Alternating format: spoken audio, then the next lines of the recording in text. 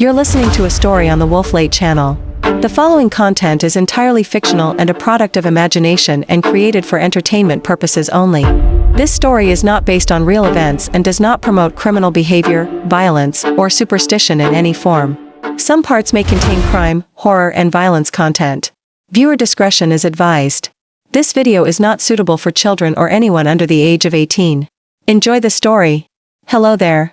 Yes, I'm talking to you, the one watching this screen. This is the 17th time you've seen this video. Don't be surprised, because you've forgotten. You've been pulled into a deadly game, and only by following the rules can you hope to survive. Every time you fail, you lose your memory. I'm sorry to say, you've already failed 16 times. You've lost your memory 16 times. In other words, you've died 16 times. Now, I will once again explain the rules of the game to you. This time, please remember them well. Because this is your final chance. The mystery game is full of hidden traps.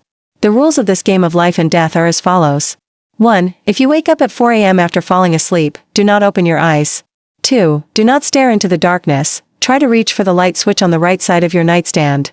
3. If you find yourself in an unfamiliar bedroom, do not panic. Panic means game over. 4. You are on the 9th floor of the building, there should be no one outside. 5. If you feel like someone is watching you, do not turn around. 6. Do not flick the light switch on and off repeatedly, especially do not look toward the glass window right now. 7. If you see any strange object in your vision, do not look at it. 8. Do not enter the bathroom. If you must, never look up. 9. Do not pull the blanket over your head.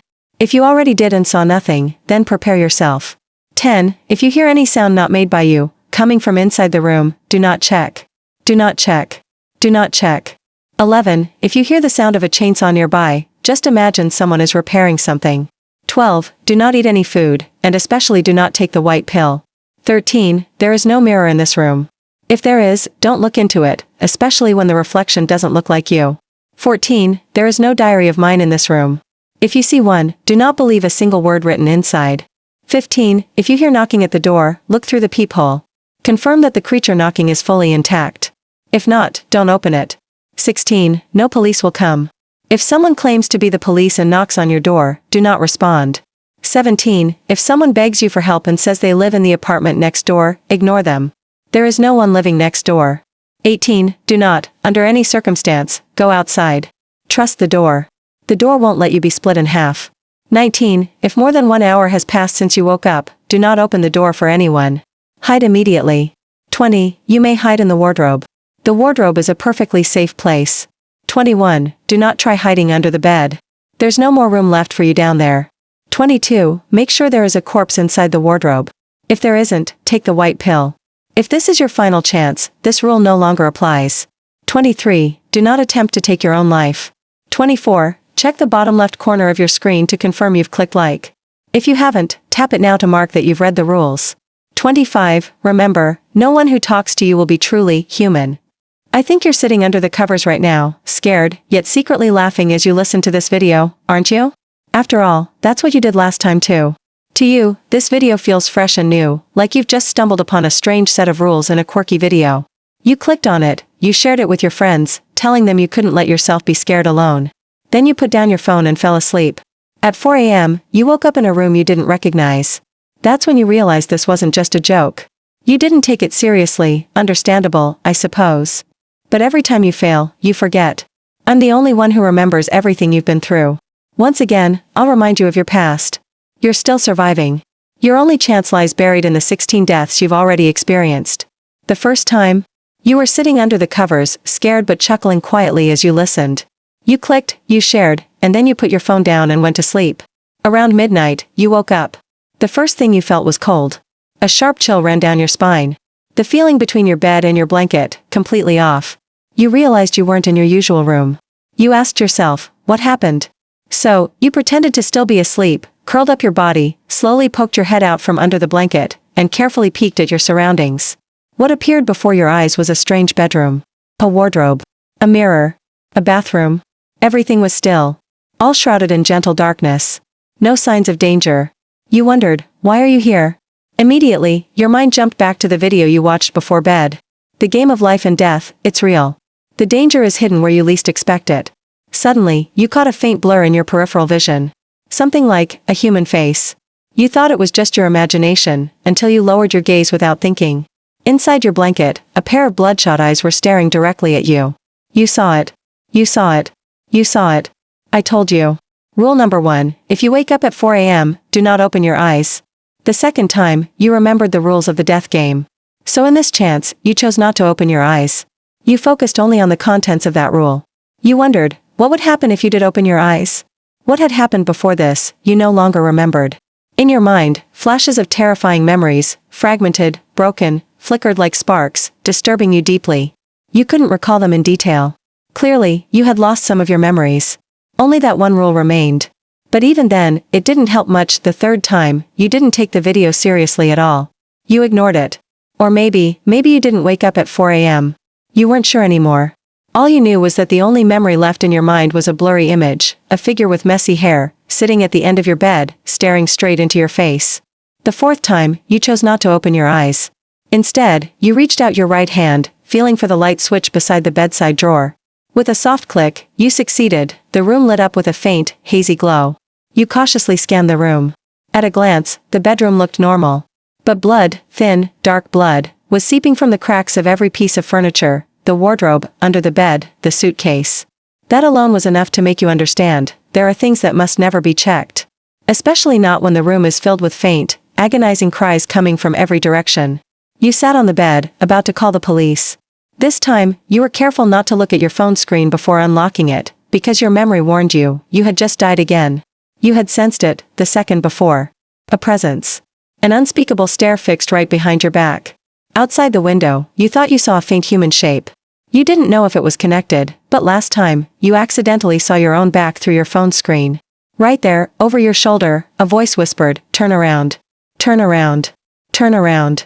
Turn around and look at me. He he he he." And the fifth time, you tried your best not to repeat the same mistake. Your fingers quickly tapped on your phone keyboard. Ha ha ha, you really did call the police this time. Hello, is this the police? You anxiously tried to explain the situation, stammering. The person on the other end responded, "Yes, I'm the police." You said you didn't know where you were. Then he calmly replied, "That's okay. I can tell where you're calling from. I'll be there right away." The call was cut off. The officer told you to stay calm, he said he would arrive quickly. Your heart had just started to settle down when, knock knock knock, a knock at the door froze you in place. Your body stopped moving instantly. You stared at the door, uncertain of what exactly was on the other side. Was it the creature? Or had the police really arrived? With that monotonous, repeating knock continuing to echo, you knew you had to check. Slowly, you walked toward the door, leaned in, your eye moving closer and closer to the peephole. Through the fisheye glass, you saw an old man standing there, weeping. He was completely naked, holding a cane. And for some reason, in the terrifyingly dim hallway, aside from his figure, you couldn't see anything else at all. "Noah, ha ha ha, seriously, don't stand next to Noah right now." The old man began to speak, saying he was your neighbor. You weren't sure whether to respond. You still remembered clearly that the apartment next to yours sometimes had the sounds of a saw and a drill. On a normal day, you might have thought they were just doing renovations. But now? Nothing was certain. The old man outside raised his eyebrows. His cloudy, empty eyes seemed to be staring straight through the peephole, or perhaps looking at something far behind you. He kept talking, "Right? Answer me." Was he trying to lure you in? You bent down and continued watching through the peephole, not fully understanding what the old man was saying.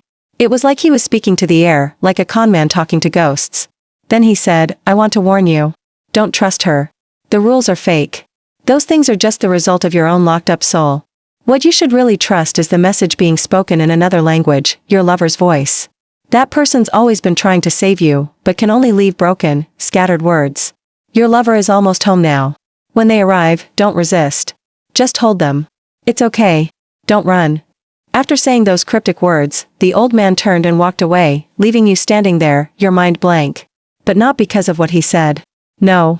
It was because in that fleeting moment when he turned around, you saw what was behind him. There was no back. Only half a body. Only the front half that faced you remained. The back had been sliced clean through, exposing flesh and organs. Regardless of everything else, there was only one sentence from him that you could truly understand: "They're almost home." You didn't know who they were. But you remembered the image from the very first time you died. A person with tangled, messy hair. You're thinking. You're remembering. And then, you remembered me. Ha ha ha. That figure crouching at the foot of your bed, staring directly at your face. Whatever the outcome, this wasn't what you wanted to be waiting for. Your time is running out. You've tried escaping before. You opened the door. You stared into the darkness outside before hastily closing your eyes. In the pitch-black hallway, you fumbled along the cold brick wall, step by step, unsure of how long you'd been walking. At some point, you even thought you had lost your way.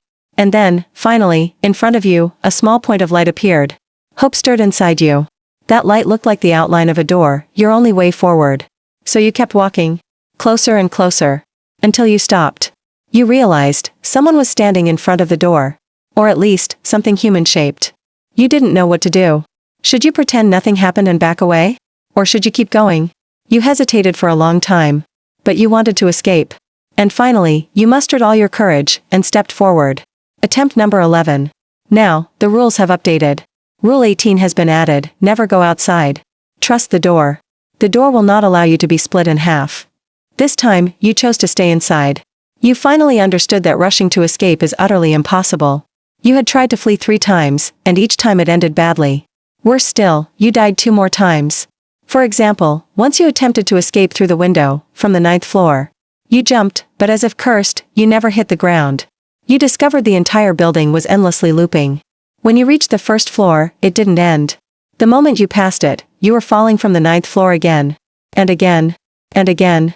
As you continued to fall, weightless, all you could hear was your own hopeless scream echoing into the void. Every time you passed the 9th floor, you saw a faint silhouette outside the window, staring at you. At first, it was just a shadow. But slowly, it became clearer, a long-haired girl with blood-red eyes peeking through the strands of her hair. Her head tilted, and no matter how you fell, her eyes never left yours. Then suddenly, she twitched. And slowly reached out a hand, as if to help you. Don't trust her. Don't trust her. Don't trust her. Don't trust her. Don't trust her. Your vision snapped. In another escape attempt, you accidentally saw the world inside the mirror.